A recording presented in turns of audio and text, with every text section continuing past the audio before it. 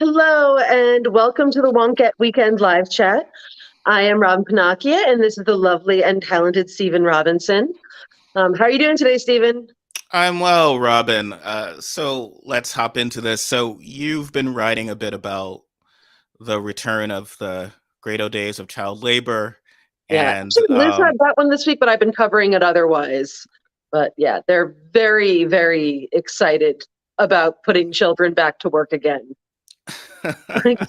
it's not just the joke from Zoolander about how great child labor is. It is actually something that they are passing laws about, and how that's been, and also child brides. Yes, Um, like they just want the kids to grow up at like 13, except they also don't want the children to be allowed to say that they are trans. Like they're completely incompetent when it comes to knowing who they are, but totally competent when it comes to like running dangerous machinery. Like that's fine. They're great at that.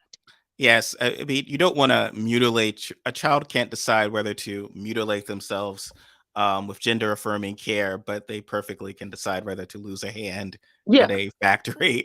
Well, actually, the law in Iowa, I forget if they passed it or if they're just going to pass it. I have to look at my notes, but yeah, they are. Oh, it's advancing in Iowa.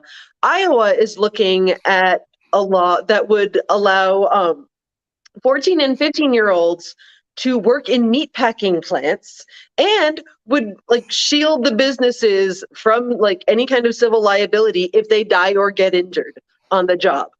So like those commercials like have you been injured on the job or in your car? Um that's a very old lawyer commercial from like Massachusetts and God knows when. But they're making it so, yeah, you can hire children and you're not responsible if you kill them. So that's what they would like to be normal now. We also got Sarah Huckabee pushing the just signing a bill that will make it legal for businesses to hire 14 and 15-year-olds technically without having to check to make sure they are 14 and 15 years old, as opposed to say like 13 or 8 or whatever. Yes, these are sort of the classic internships, um, apprenticeships, or so. I was watching a just Finding Your Roots, Henry Louis Gates, and it was the one with Angela Davis Yeah. and her one of her ancestors. Um, Shortly after slavery, a lot of the enslavers were just sort of keeping the enslaved, like refusing to release them, and including children. Mhm. So some of the recently freed people were kind of like, yeah, we really love it if we could have our children back, like their nieces and nephews who an enslaver was keeping working on the plantation. And the judge said that obviously these free black people did not know it was in the best interest of the children. They were in a great condition on this plantation, and so kind of refused to release the children. So the children kind of remained in slavery, not for long, fortunately. Just The for their own good. Yes, just for their own good, but that's sort of kind of creating this permanent underclass, which right now seems also targeted towards women Mhm. specifically, and I think it's specifically white women, and we'll get into sort of why. But I think it was West Virginia you were writing about with the child Uh, brides. Can you tell yes. us about that? So West Virginia had the opportunity to make it illegal for people under the age of 18 to get married. And they were like, no, because we love tradition and we're very conservative and therefore are totally fine with literal children being married off. And this truly does comport with so much of what has been said for many years now in more like underground discussions on the right. Like if you look at their the manosphere and all of these other like more right-wing message forums that I spend way too much time looking at, you will notice that they have for years been talking about they want to marry young girls. Because they want to raise their own brides, basically. So that like Mhm. the women, they're like, we need to lower the marriage age or get married, have girls get married very young so that they are conservative. And so that they are they don't, go to college and start learning crazy ideas. Yeah, and the big news, I guess, recently was that Representative Lauren Boebert, who's 36 herself, her son has impregnated someone who is at least 14. So this is what she said, which is always when someone is like, the mother is at least 14. That is Yeah. somewhat very sort of a threading a She's needle. probably 14. I read that she was 16, but yeah, I would go with she has a driver's license. If that was the case, yeah, I would yeah. read that she's sort of was like she's at least, because that's, I believe, the age I of don't think you lead consent. with she's at least 14 if she's like not 14. And I don't want to make gross classist arguments about Boebert here. Is obviously she's a grandmother at 36, could be a great grandmother when she's 53, a great great grandmother by 70. So at this rate, it's you know, to me, it's you want to be tricky here. I'm not judging this choice. I just worry, this 14-year-old girl who people talk about grooming, right? Mhm. And like going to school and teachers giving you your become a trans person packet and stuff like that. But that's not really happening. I do worry that this 14-year-old girl probably exists in a world where she is not given any other option. Yeah. Like Well, I this mean, is a they permanent. really do not like the idea of quote unquote educating women. Curious. I was actually just reading recently about a teacher who was not allowed to read Mary Wollstonecraft's A Vindication of the Rights of Women because it was advocating for educating women and not educating everybody because it said women in particular because one group was not allowed to be educated. So Mhm. they don't like that very much. Uh, well, the goal here is often pretty clear, and I think it's beyond Lauren Boebert's personal family issue. Again, I worry about a 14-year-old. I think that all this dialogue, and I've seen it from the left and as well, about, well, are we rushing gender affirming care onto 13 or 14-year-olds who don't know any better, so forth. A lot of concern trolling from a lot of white cis men, specifically in the media, um, from the left and the right. But this is a permanent life altering choice for this Yeah. 14-year-old girl. She's going And to the become a thing is, mother, and she legally can't. What's concerning is she's not an adult. So I'm always, just from a legal standpoint, I'm concerned of like, well, a mother who can't, any parent who can't like legally provide, in many cases, of course mhm, they're changing those laws, but legally make choices for herself, probably can make choices for her child. So it's ultimately Lauren Boebert is going to be raising this mhm, kid. And what's weird here is if her son is going to be, so let's say she's the woman's going to be 15 and he's going to be 18, he's going to be, of the couple, the actual adult, which seems a insane power imbalance as far as like well, I legally. mean, just legally, he's allowed to sign contracts. She's not allowed to sign contracts.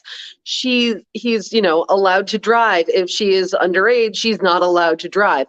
And if you're like a 14-year-old having a kid and you're by yourself, you can't get anywhere and you have to rely on this man, you're kind of fucked. And the thing is, it's not just that they want to make this decision for like people in their own circle and the people who hypothetically actually want this for their lives. It's that, they want to make that choice for everyone.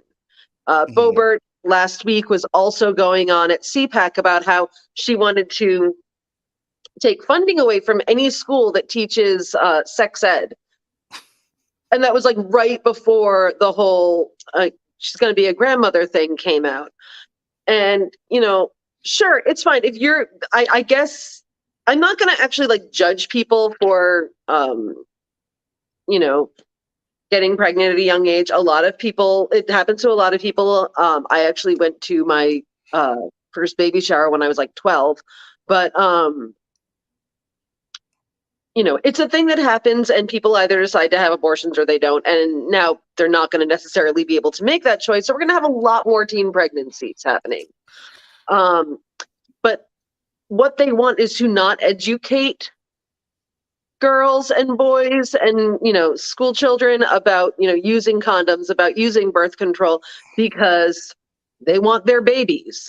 Oh yeah, and I think some liberals are perhaps being a little too smug and missing the point. Going like, oh, she wants to get rid of sex ed, and look, it effed up, and now her son got a young girl pregnant. Well, that's kind of the point. Yeah. Well, it's not.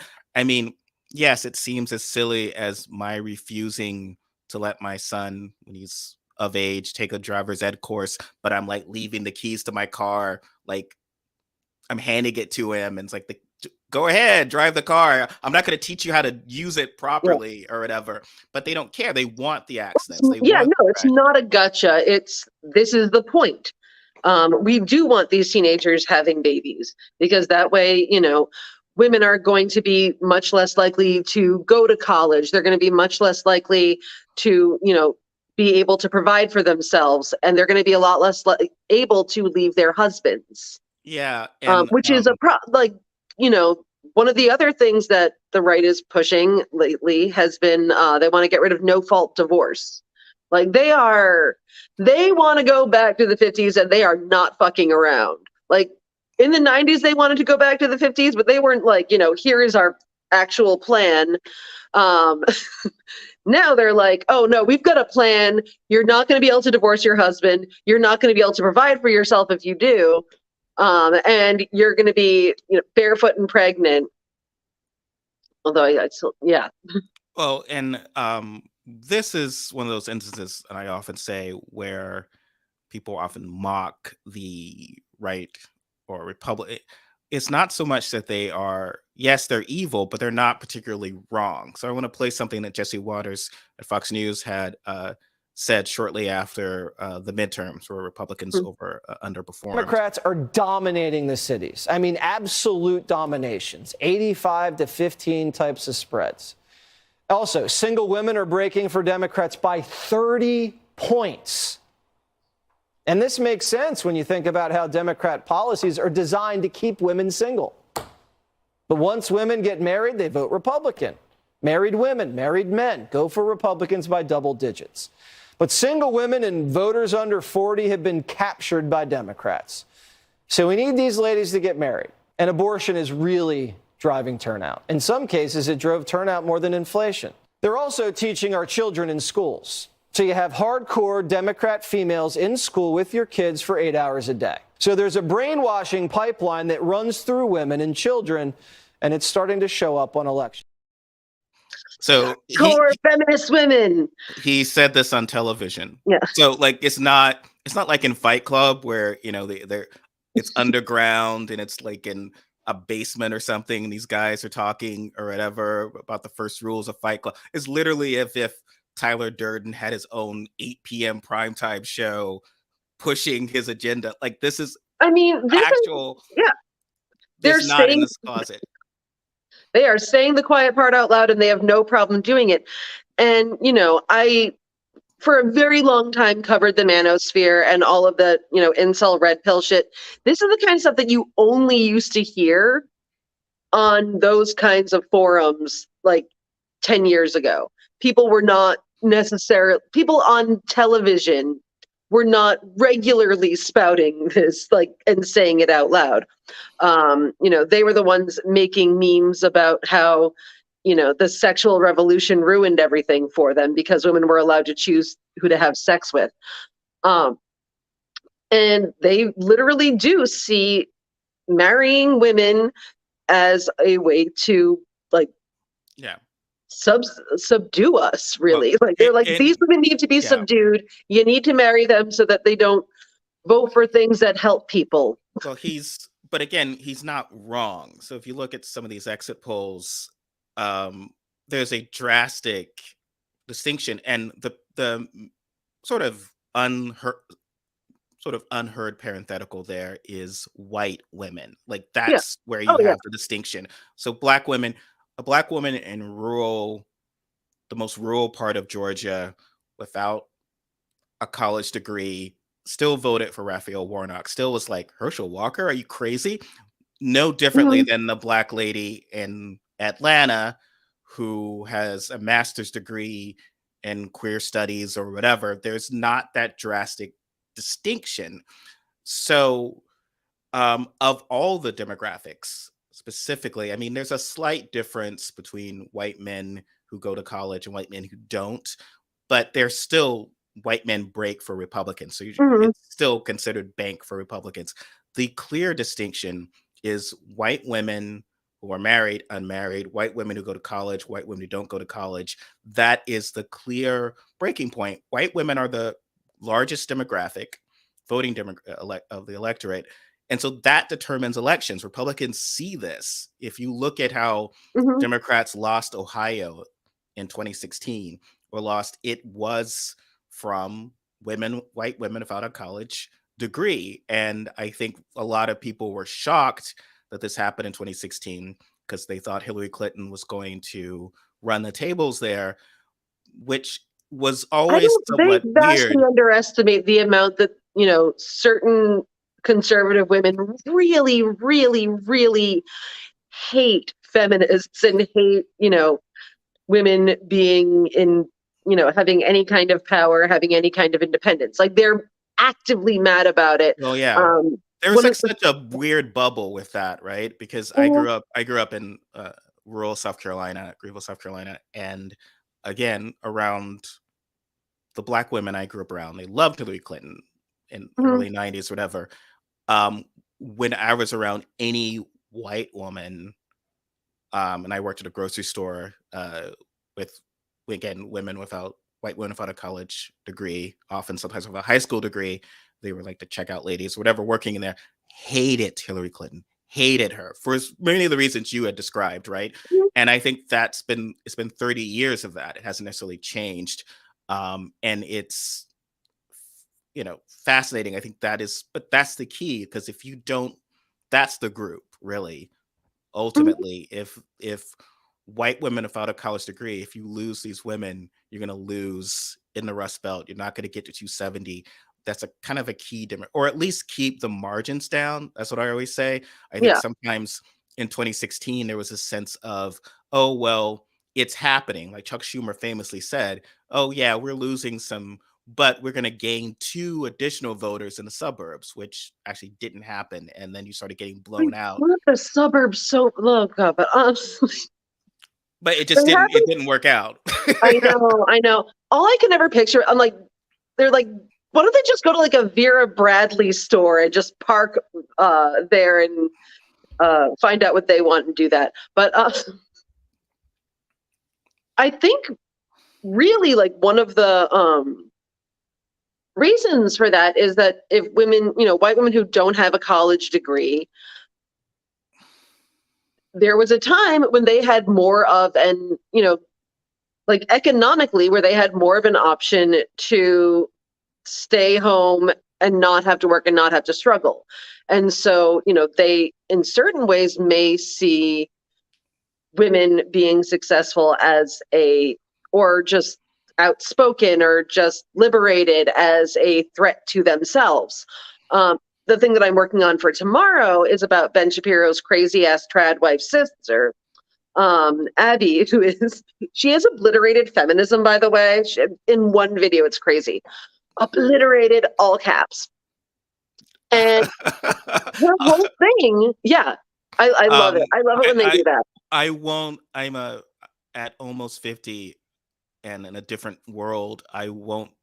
I will only say it here. I'm just saying, like 10 years ago, it would have been like, are we sure this isn't Ben Shapiro like doing a bit like church lady or something? It's like, no, no, no, women are totally into us, and here's my sister. I I was mean, like, really? to be fair, there are a lot of those accounts on Twitter, though usually they pretend to be Black women. Uh, but oh, I mean, that's like a huge, huge thing. There have been various 4chan operations where they pretend to be Black women because, in their minds, Black women are the only people who get to be right about everything because they're just Um, very disturbed individuals.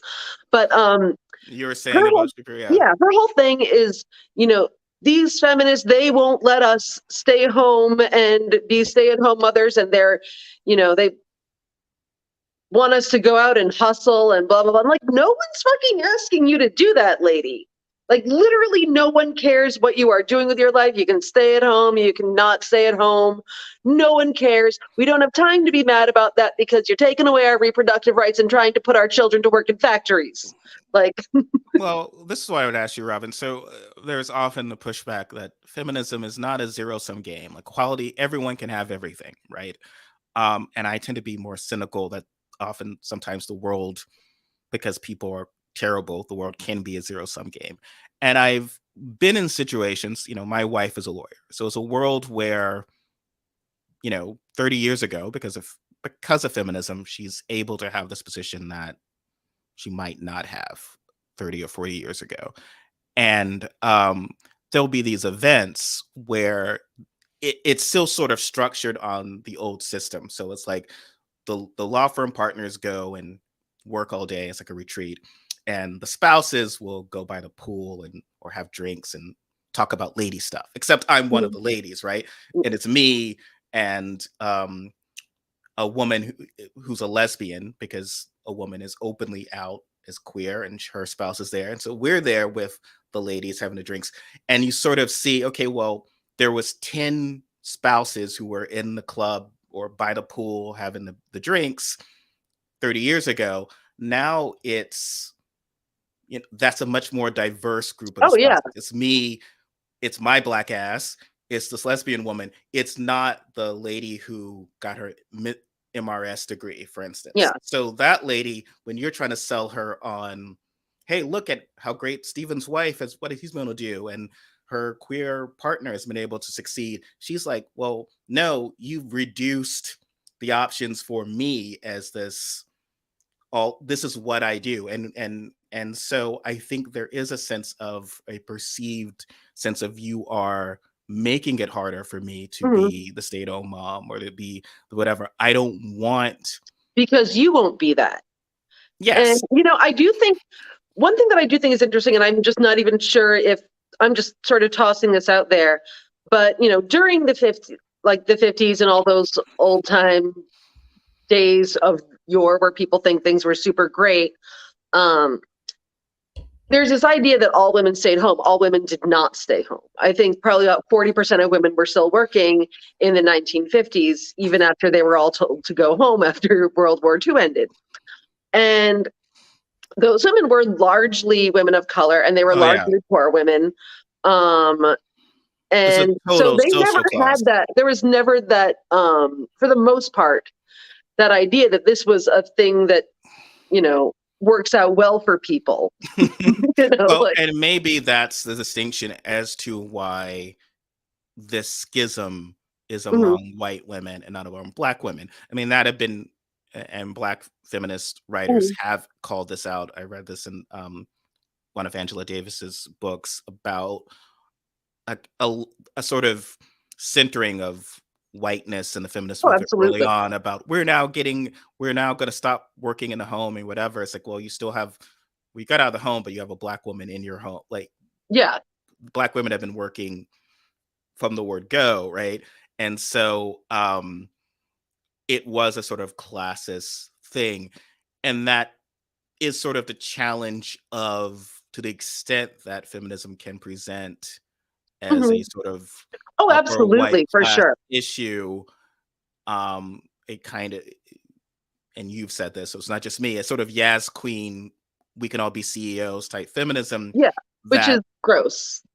is not, is losing the women you want, because I would see this a lot, and I would never try to mansplain, but it would always be just whatever these laws get passed or abortion rights, it's sort of this sense of, yes, white men suck in general, but a lot of these things are happening because a very powerful segment of white women are voting for these people. And Yeah, you could kind of say that you could try to take their agency from them and say they've been brainwashed or whatever.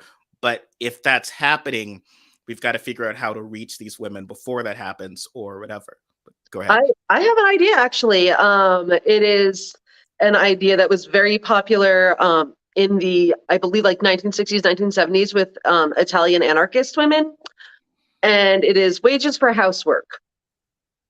And the idea of that is that, women who are staying home, or even men who are staying home, are contributing to society on some level, and or not, they are contributing to society, and they should also get wages for that. Mhm. And I very much agree with that system, and that for me is more consistent with the idea of reproductive justice and reproductive rights. Yeah. There's such a minimizing of the impact women have in a home, and it was sort of I'm writing something about the Chris Rock special, and I'm going to be interviewing a woman later who had also written about some gross misogyny that Chris Rock will do, but specifically, and Eddie Murphy was guilty of it as well, this idea that how dare women ask for alimony? They aren't owed anything. Like the man made all the money. And it was especially gross with Chris Rock, because he had the famous OJ I Understand routine, where the idea was that literally 2 years after Nicole Brown Simpson was stabbed, like, and almost decapitated, he's talking about how she almost deserved this, not almost deserved this, because she, you know, was so greedy and all that alimony and all that. He just went on essentially, and if you ever watch it again, you're seeing him get a crowd of people laughing and rooting Mhm. for the death of this woman who not just was murdered, but her husband if tortured her while they were like Oh yeah, no, beat he was her and tortured her he was while they very during their abusive. marriage. Like there's the infamous CNN, it was on CNN, but it was a 911 recording of him jealous rage at her home again shortly and it's to the point where, okay, he was never punished for that. Gee, Chris, maybe the alimony payments would be a fair thing for you literally tortured a woman to death or tortured a woman and then killed her later. But the idea that, and he had put it this way of like, oh well, if you're making $30,000 and your wife wants half, maybe you'll have to kill her, which is just really just this gross concept Yeah, of just, no, that's pretty horrifying. but, and and audiences will laugh, but it's just sort of, well, you marry it, you signed this contract, right? Like you got, you signed this marriage contract. People were working in the home, and then there's a settlement. There's no, and even if you go to so it's sort of like having it both ways. So Mhm. housewives are just property, or they belong to their husband. But if even now, I doubt Chris Rock could get a laugh about saying a CEO killed someone because he was getting too big of a severance. I can't pay this Yeah. severance package. I'm gonna go, and the audience will laugh. Well, no, that's horrifying. And there's still this sense of not wanting to pay women for that work, or Oh, a spouse for that absolutely. work. I mean, well, if you look way back in the day, there was the whole issue. Part of the issue with wanting women, like women wanting to be able to have their own careers, is because what would happen would be the Betty Broderick thing. Women would sacrifice for their husbands and put them through school by working, and then they would be stay-at-home mothers, and then the husbands would leave them and they would be fucked. Like, and that was happening a lot because men are trash. No, I'm kidding. I'm kidding. Joke. It's a joke. Well, also, I mean, and again, Eddie Murphy had the thing with Johnny Carson, and I believe it was in raw, but the idea of like, how dare this woman expect the same standard of living with her husband? But often they have kids, so it's very convenient for the husband to be like, okay, well, this woman who hasn't been out of the workforce for years, now she's going to go be a secretary and live in a one bedroom apartment, and the kids will be here. Then they can come back on weekends at my Willy Wonka factory Yeah, mansion. I mean, you and the know, thing is, like, I this you know, kind of thing still does happen, which is again why we want women to be able to take care of themselves in these situations. It is in fact happening right. It happened this season on The Real Housewives of Miami.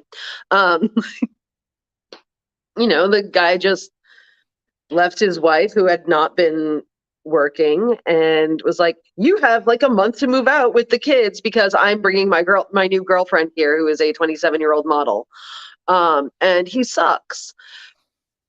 And these things do happen all the time. And so, yeah, unfortunately, we do still need things like alimony.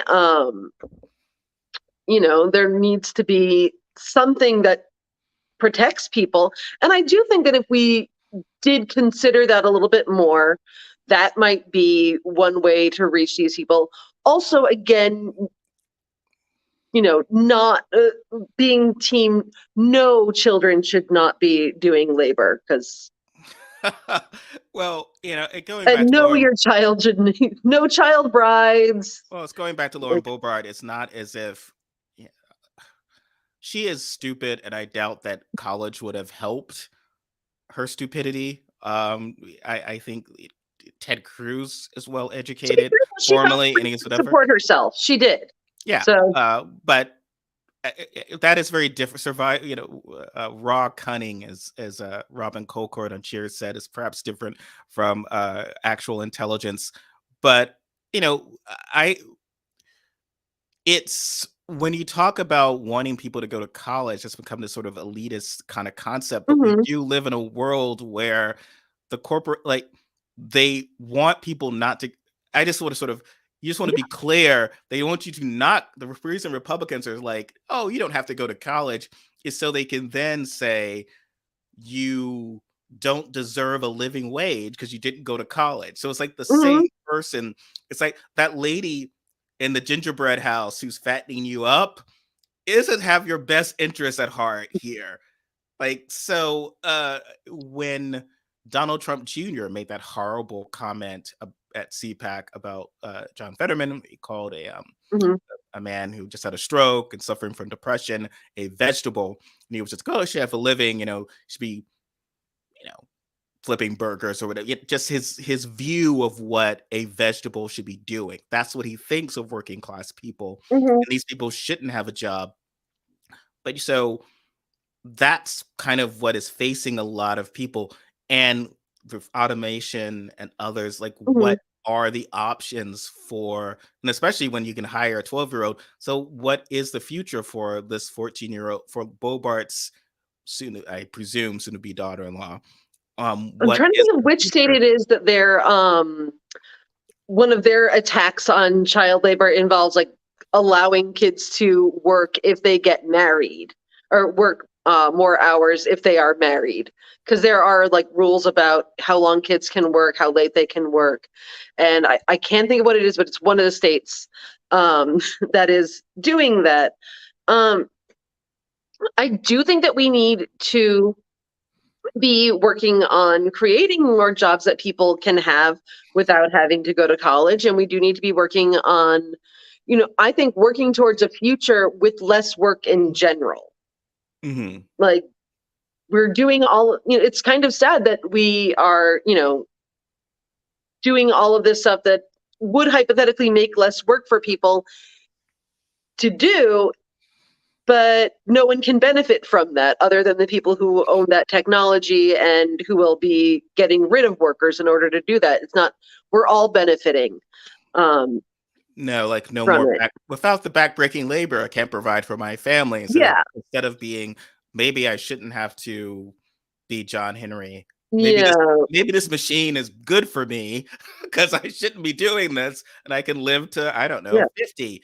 But there's no, we just sort of, they're seen as disposable. If you can't, Yeah. um if we don't have the actual physical laborers in restaurants and so forth, uh, and no Well, one has that's found a actually one solution thing for that that. I was thinking about. So there are several Democrats that are right now pushing for a 32-hour work week, and I think that would be great for some people in a world where we had a fair minimum wage and like decent labor laws.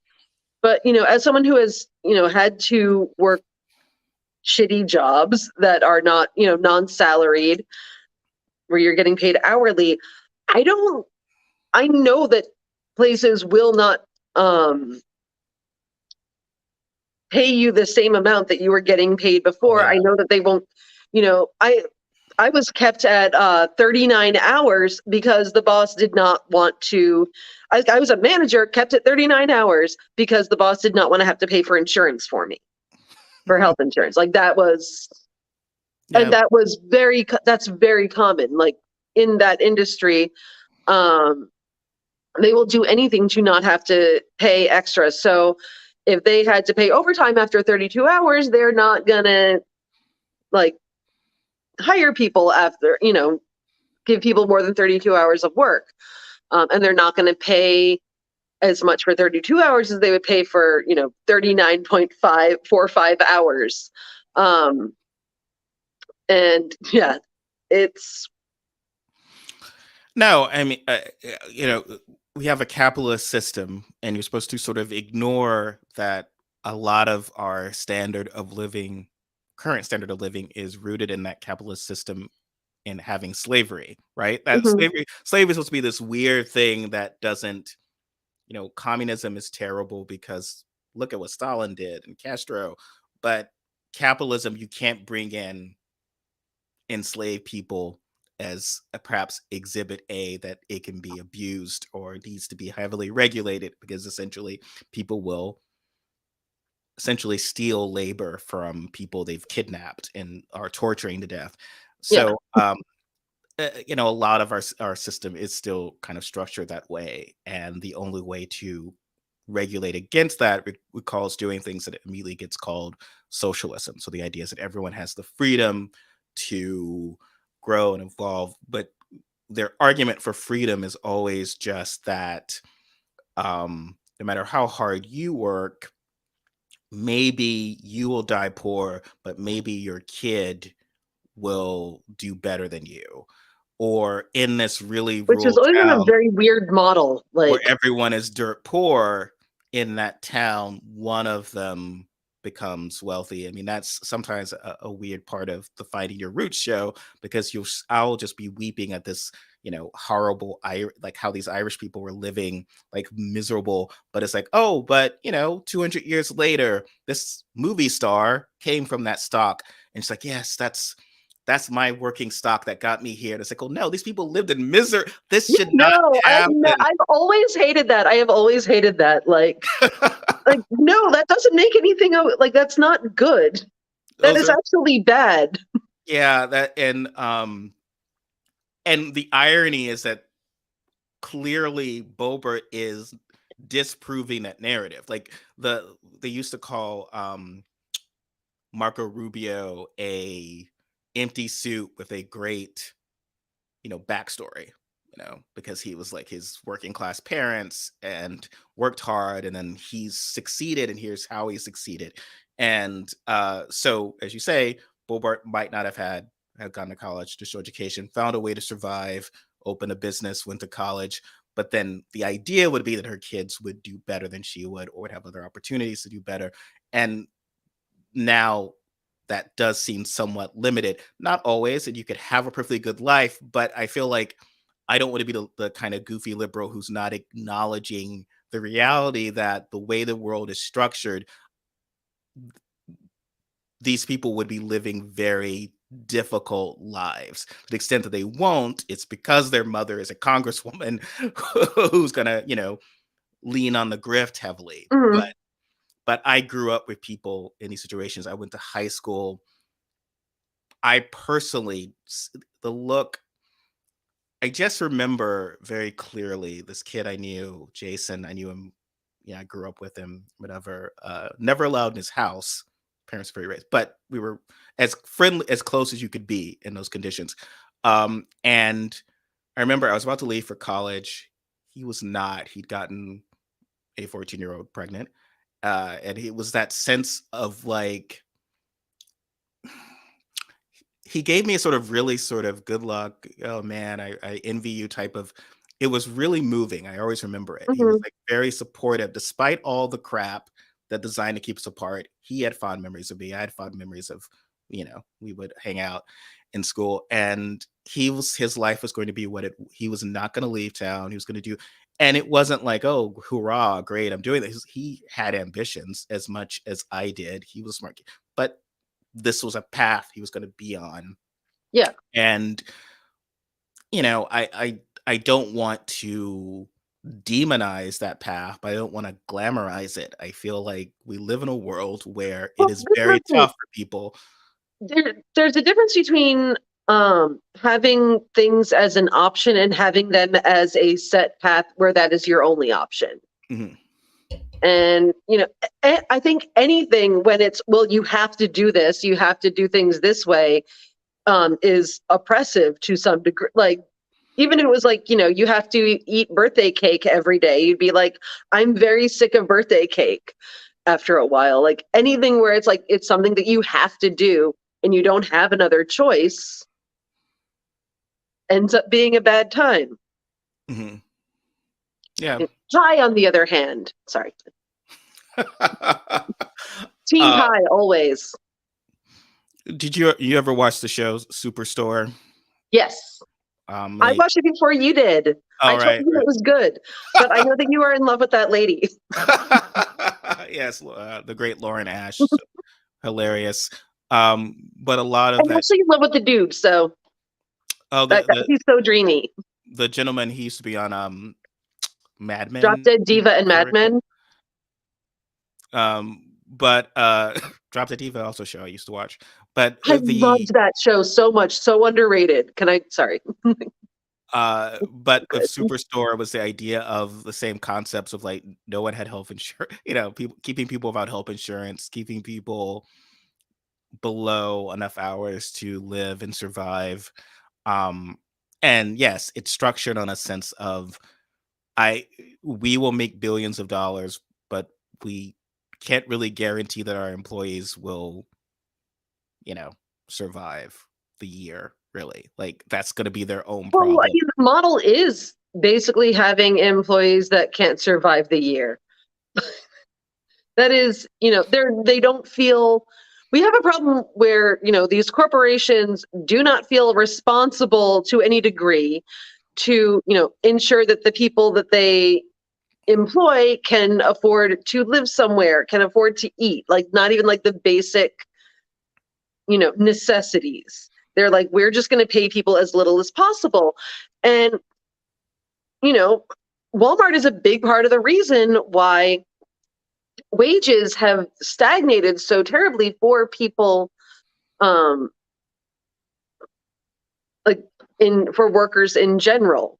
Mhm. Because it is hard to pay people fair wages when you're a corporation that size, Oh yeah. because Well, things can't, there are a lot of reasons for why, you've got super rich people on the top and super poor people on the bottom, but it's going to be so much more exacerbated when the corporations are that big. and they have such a, they I had written last week about the Walmart's closing in Hmm. the city of Portland, Oregon, and obviously not because Portland, Oregon is on fire and all of that. It's just basic financial issues, but they would often do the case where they come in, undercut the mom and pops, get rid of them, and then set up and they're the only store in town. And then they can leave whenever they want. They feel no No obligations. community obligation. Like, they're not a part of that community. They're not, the owner of that Walmart, like the whatever, the Waltons, they're not going to have to see the people that they are paying absolute shit at, the local other places socially. They're not going to have to ever see them. They're not ever going to have to really look at that. So there's no sort of responsibility. And, one of the, major issues also is that there is no incentive for, especially companies that big, to reinvest their profits into the workforce or into the business when they can just do stock buybacks, which were illegal for a very good reason. You're talking about community obligation, and it always reminds me. So sometimes when you visit these concentration camps in the American South, which we give fancier names for, they're called plantations, but really where people were worked to death, and where those people lived often they're gone because at some point when the plantations were turned over,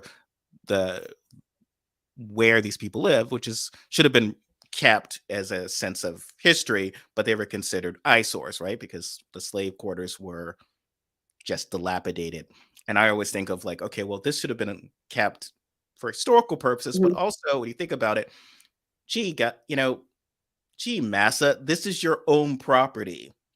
You couldn't you have such contempt for these human beings who are building your wealth that you can't even, it doesn't have to actually be as nice as but it can't even be, there's no happy medium. It's like literally a doghouse, or actually I've seen better doghouses. So just completely a shack. There's no middle ground. There's no kind of decent home for these people you have enslaved, to the point where it seems to be deliberate. It's like I could make things a slightly better, but I won't. And it almost makes it, if I humanize these people too much, I might feel guilty. I don't know. And they might ask for more. Like, this is the thing, like, they might feel bad. They might feel guilty. They might, start to think, maybe I should not enslave people. We're semi-related. One way I got a raise at one of my old jobs is that the boss realized that I could not afford to go out with her as much. Like, I was one of her only friends, and she would be like, well, let's just go out to this dinner in this place and everything. And I'd be like, I cannot afford that because you pay me $13 an hour. That is, that's why I think the smaller businesses in general, which do often screw over their workers, end up also to some degree having somewhat more responsibility to their workers, because they have to actually look at them. Bringing us back to, again, that demographic schism between white women without a college degree, white women with a college degree, to the extent that education is sort of a key. But do you see any other ways of actually reaching non-college educated white women who are married, who are, and not all of them are overly religious, because those can sometimes be lost causes. I feel like and there's been some pushback since 2016 over this, of dismissing the concept of economic anxiety, dismissing any, I feel like, and I say this as a Black person, right? So calling even Trump voters, or even people who believe and say awful things, deplorable, might make me feel good in some way or superior. They still get a vote, and things are going in a weird, unless we can kind of make some headway with these folks. What do you think? There's any way to do that? Or a lot of people are just very cynical about it. Again, one of the things that I do think is very important is, for instance, in Wisconsin, the Democrats and Gretchen Whitmer are focusing on, they just got rid of right to work there, or they're getting rid of right to work. That means that people, who are working a lot of these jobs that don't require a college degree, can have jobs that actually pay them enough to live on. Mm-hmm. And, you know, I think with anything, you have to look at, like, how do we make these people's lives in general better? What do we do? Because I do actually think that economic anxiety as a real concept is a huge driver of what people do in general. I mean, you know, when people wake up in the middle of the night being like, oh my God, I don't know how I'm going to pay, you know, my light bill, where this is a place where I have been before. It's scary. It's, you know, and it can, I think in a lot of ways, make your mind smaller, Well, because you're just so didn't concentrated on how am I going to, you know, get these things that I need to get done. How am I going to pay these bills? And then you become, you know, it's not self-centered so much as like, you know, what am I going to do? And I think that anything that you can do to like make people's lives easier, to make it, you know, less horrifying to be alive, is going to be a Oh, plus. yeah. I think there was this sort of, to the extent that I think Trump and some Republicans were successful with like downplaying political correctness, and then now wokeness and DEI are considered the cause of bank collapses. It's absurd, but the idea is that we sometimes get in the habit, if you're college educated and you speak it, these terms seem very weird and Mhm. strange. And so again, as you said, someone who has trouble paying the bills, it's easy to then feel as if people are worried about things that are silly. Like, why are you doing a land acknowledgement and I can't get a job? And there are many reasons why those don't correlate, right? But Mhm. it's in the absence of that. You've got to like, you've got to fill that vacuum with here's why empathy works, or here's why we're helping you. There's empathy for everyone or something. Because if you don't, then you just wind up looking as if you don't care about.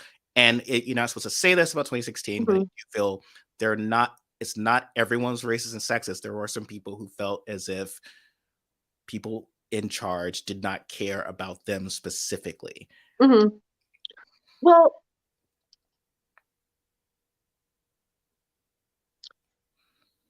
sorry, just collecting my thoughts here because ADHD. I think part of the problem that we have is we don't actually look at, here are the things that we need in order for our society to function. Here's, you know, what work we need to be done. How do we make that happen and make everyone, you know, relatively comfortable? We're not looking at it from like a holistic point of view. And, you know, we don't say, okay, we clearly need people to work the jobs that do not require a college degree. We need them, you know, as the pandemic showed, way more than we need most people who have college degrees, quite frankly. When it comes down to like the basics of like, how are we going to survive? A person working at Target was doing a lot more for, you know, to help people do that than, you know, I was. Like, I was just being you know, doing my usual shit.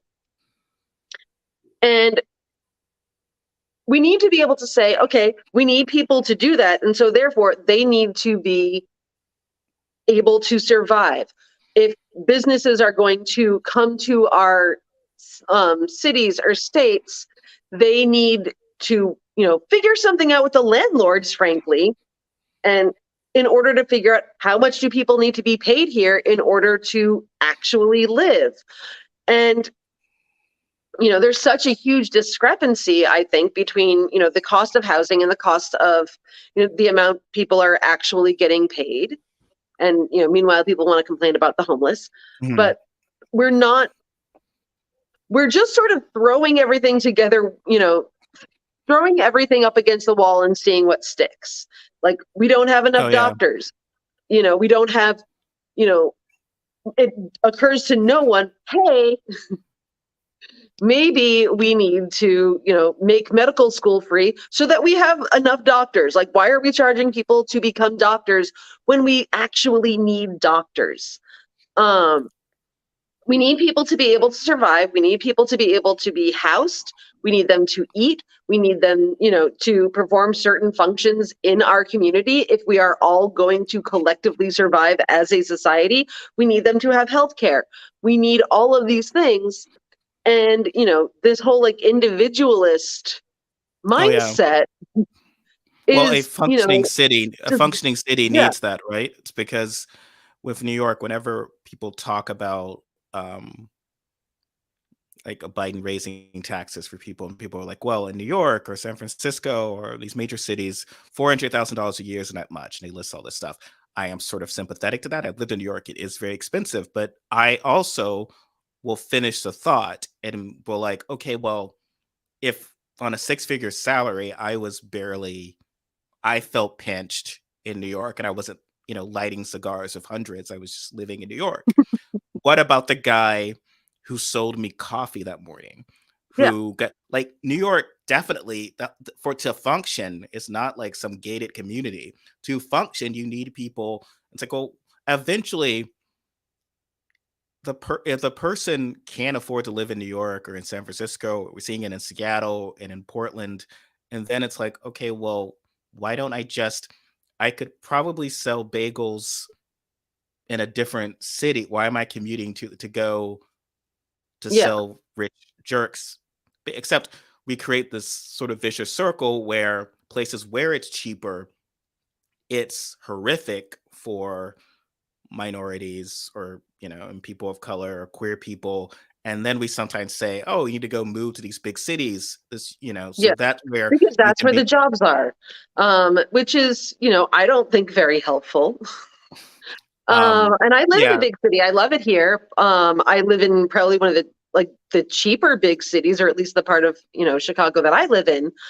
Um, I mean, back to the child labor, that's part of why they want child labor, is because children are inexpensive to employ and they already have housing. So you don't have to worry about that.